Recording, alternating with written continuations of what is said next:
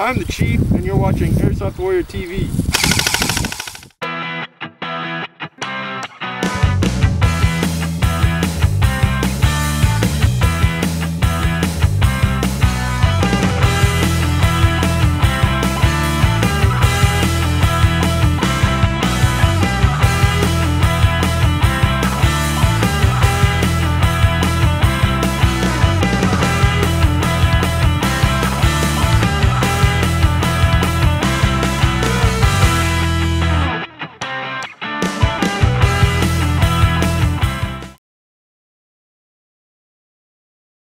Hey guys, this is Blake the Airsoft Warrior here today with Chief, and we're going to demonstrate how to properly use cover.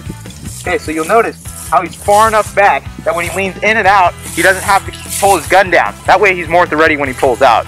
You also notice how he keeps his elbows in tight, and he keeps his eyes and gun forward at all times.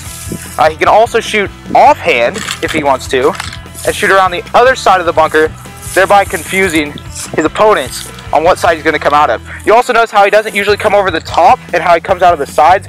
That way he doesn't what I describe as goosenecking and stick his neck out the top and just make a perfect target.